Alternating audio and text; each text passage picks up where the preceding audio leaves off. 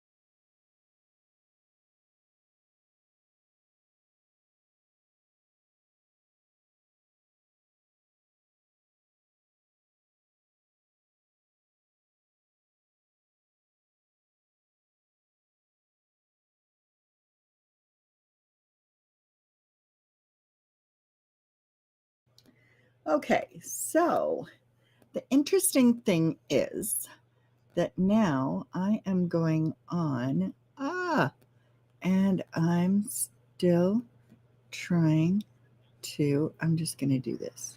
I'm going to do this. Next. Turn it on. Next. Okay. Post the video.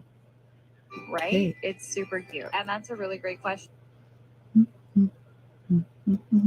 Top beauty goal. Washing was hard. Or should have never taken place, by the way. That's a really great question. Oh, that's interesting. Top beauty goal. Washing was hard. That Or should have live? never taken No, place, that by the was way. really. Now I'm not watching those horrible things. That's interesting. So repost to introduce. Let me see. Now I'm not watching those horrible things. Rick Perry.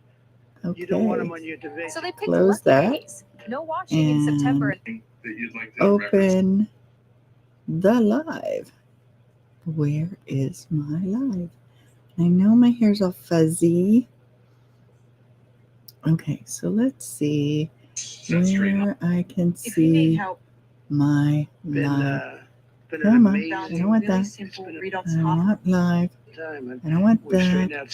I want me. There. Okay. Sorry, people. It's so hard. And I have fuzzy hair, and it's weird. And I hate it. And I've got a really bizarre image that I can see. You can't see it. It's okay. So now I have to see your comments. Hello, all three of you who are there. Thank you so much for joining me. We are doing day, let me check. And is it going to be a, thank you so much for joining me. I'm going to turn that right down so that I can hear myself, and you should hear me as well. Private chat? No, I do not want a private chat. I want privately talk with the host. I am the host. How? I don't understand Restream sometimes. Okay, so if you're there, say hello. Hello. Hello, everybody. I'm going to pack up the things that I don't need and get rid of my double chin because I don't like it. Look at this magic. Magic. Oh, and I can unmirror. I wonder if this will work. It did. It did work. That's awesome.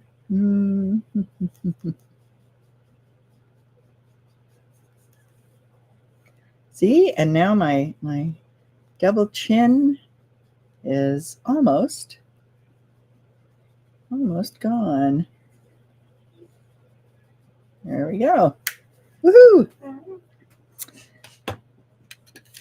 That being said, thank you, Morg. Hello. Hello. How are you? We are going for the day. What day are we doing of the 30-day deschooling challenge? We are taking more than 30 days because sometimes we need to take a couple of days on each thing. It is not just 30 days. Deschooling 30-day plan. Hello. Please open up. Yay. And we are on, I'm going to move that over here. We are on day 14. Did we do doing nothing? We did. Okay, day 15. That's what we're on. Day 15. Day 15 of the 30-day deschooling challenge. Here we go. And that's the ticker. There should be the ticker. And show. There we go. Follow learnfree.ca. Yes, if you would like a PDF version of this emailed to you, you will need to get in touch with me. And basically, just in the comments, you're going to say something simple. No, in my messages, you're going to say, send me the deschooling information, please. Deschooling challenge.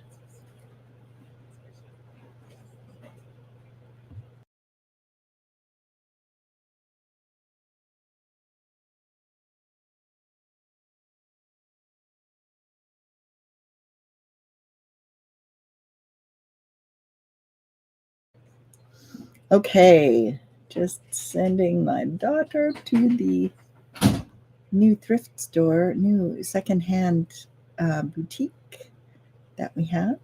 So we are doing what's real education. So here we go. Add this. What is real education? Okay. Are you guys going to jump in with this one? What is real education?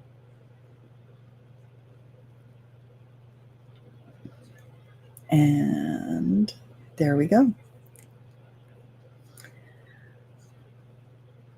What is real education? Learn something by doing it. When you learn something by doing it, you should be interested in whatever it is. And yes, I have a paintbrush in my hair. You should be interested in it, which makes it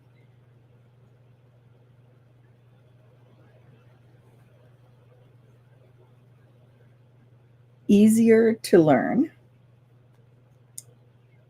You retain the information longer, and you can use it in everyday life. So I was thinking about my passion of Egyptology. How do I use my passion about Egyptology and hieroglyphics in my everyday life? And what I came up with was that I see patterns and connection in things. This morning, for instance, I was having a conversation with ChatGPT, and we were talking about the formation of the Earth's core. And I said, well, when you say the Earth's core was formed, how and by whom? Sometimes I stump ChatGPT. And it has to take longer to think. For instance, I had a huge conversation with ChatGPT about the legalities of home educating and unschooling in Ontario. I absolutely love, there's a few content creators on here that say exactly what I would say, but since they say it so well, I feel like what am I offering to the conversation? Except to support them and to remind them that they're doing awesome. For instance, the one person that I would love to have on my live is, let me go find her name.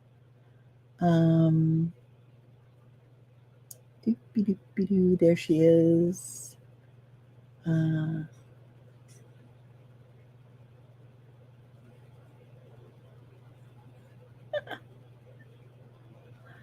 Tara Dawn. So I'm going to see if there's a way for me to invite her to my to this conversation. There's a little plus person here. Let's see. Oh, invite 6 guests. Ah, interesting. Guests can add channels to the stream. No. So I would have to message her if she's on. So Tara Dawn is her name, Dawn, just like my sister. What is real education? Well, instead of being something that you are forced to learn or coerced to learn, and that's a hard thing because as parents, we want to make sure that our kids know certain things. That's our job. How do we make it so that it's not coercion? All right, I'm gonna send this there. Studio Restream, or I wonder if she can.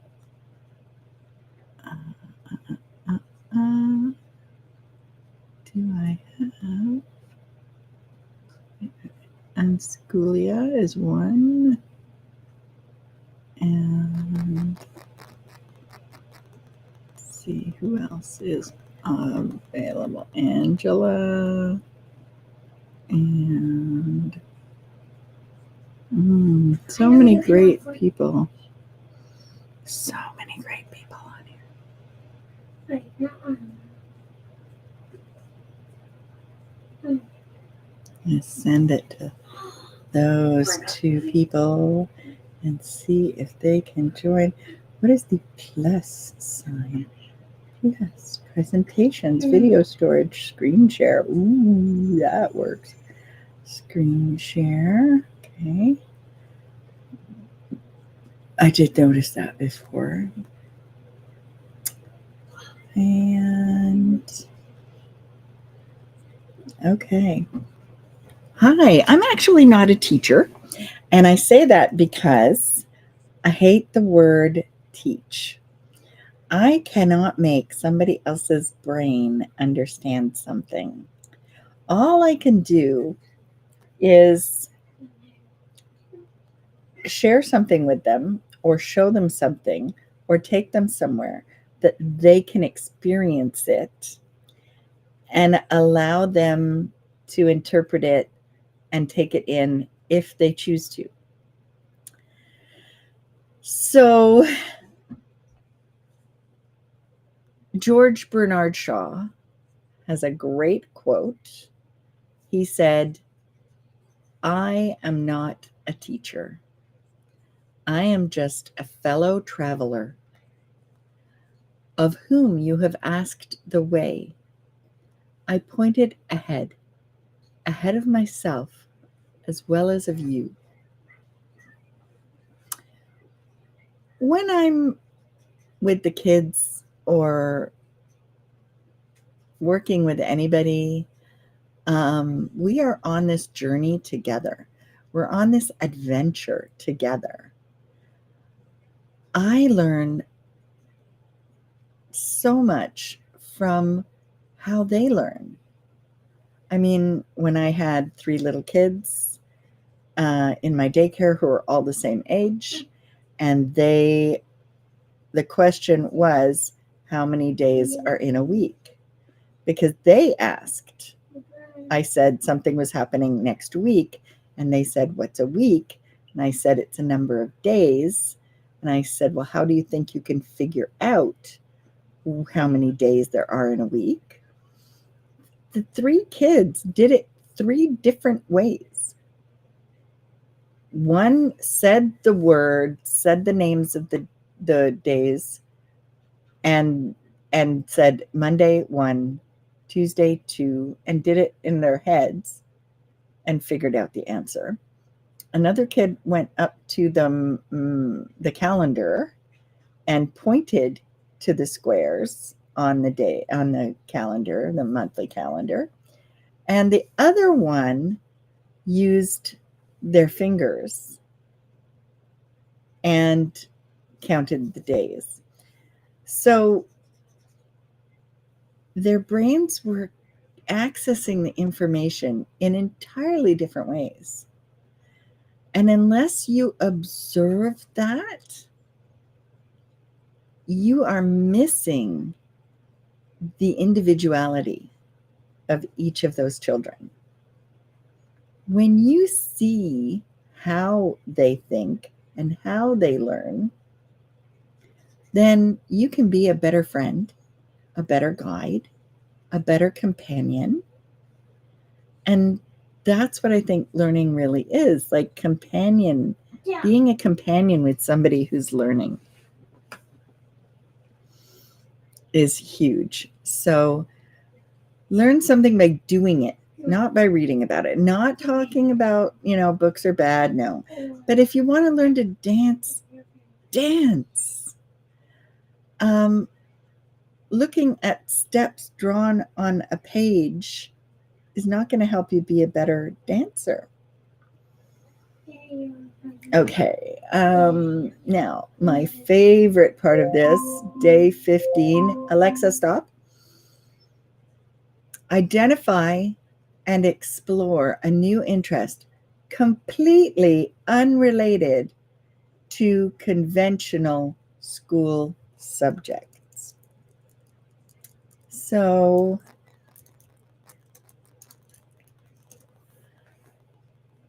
identify and explore a new interest completely unrelated to conventional school. Let's talk about what the conventional versus traditional terminology is being used here. Because I can't follow my own platform. Because conventional is what we've had for the last 200 years. And the traditional way of learning is real learning and experiential, observational, allowing your brain to observe things. And this is where, we find that the short attention span, kids used to be able to sit outside, play outside, watch ants crawling,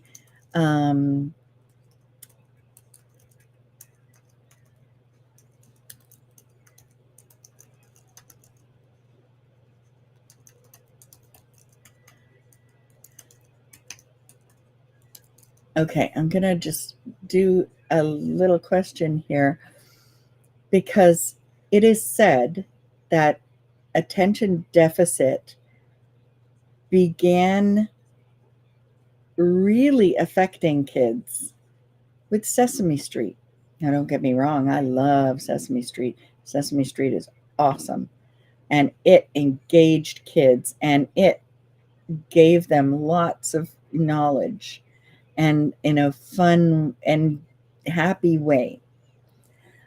But the scenes, the camera shots changed every few seconds, making the brain, the child's brain, expecting something to happen. Now, our brains are designed to notice things. Our eyes connected to the brains, connected to the hearing, connected to what we're saying, connected to what we're feeling. It was smooth and not changing a lot. Like you could look at a plant. Your eyes don't change.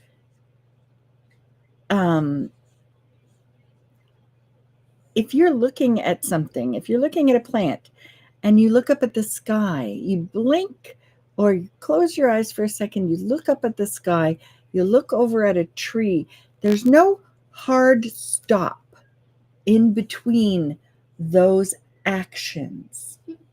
And what television, specifically Sesame Street, did was put in a hard stop. I'm not saying this is bad, I'm saying it affected our brain development. The segments were really short, flashy, and often disconnected. So, throwing new, unexpected elements at our brain caused our brains to shock, and our brains run on electricity, right? So, the shock, the suddenness, the surprise, the adrenaline, the different things that were being introduced into our bloodstream. The music was wonderful, bright visuals. Jokes were layered densely to retain attention, but not build attention span. So everything was done in an unintended consequence. It trained young brains to expect rapidly moving novelty. The constant visual change and external stimulation in order to stay engaged. This created a mismatch between what children were being neurologically conditioned to respond to and the reality of slower paced environments like books or family conversation or nature. Sesame Street taught kids what to watch, not how to watch. The result of this effect on brains is that children raised on fast-paced media began to struggle with delayed gratification, deep focus, tolerating boredom, attending to slower, less exciting content. And in this way, Sesame Street may have contributed to an increase in attention-related challenges, especially when viewed alongside the rise in school environments that demand passive compliance and sitting still, extended periods of time of sitting still. The issue isn't just about screen time. It's about how media teaches attention patterns. If we want focused learners, we need to nurture their natural rhythm, not train them to need bells, jumps, jokes, and explosions every 5 to 10 seconds. That is why getting out into nature is crucial for children. Screens are bad, but balance this with the things that are going to help them improve their attention. Now, that is something that you can do without telling them to do it.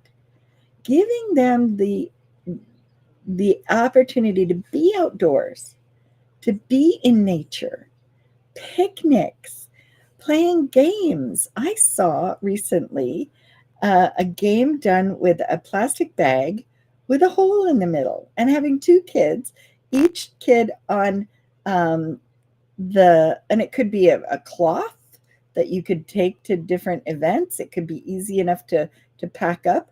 But if you had like a pillowcase even that you cut a hole in the middle of, and you had a ball that fit through the hole, and having one child on two corners and another child on the other two corners, and they can balance it and try to get the ball in the hole. Like one of them will be trying to keep the ball out of the hole, and one of them will try to be getting it in the hole, or vice versa. You can make up your own rules. Those kinds of things help our brain focus longer term, because they're having to look at how their movements affect where the ball goes. Our kids don't play enough. And there are a ton of opportunities with games. So I'm going to leave it here for now. It's short but sweet. Day 15 of the 30-day homeschooling challenge. And just before I leave you and go to my Zoom chat, day 15, imagine a day filled only with things that bring you joy. What would that day look like? Have a great day, everybody. Bye for now.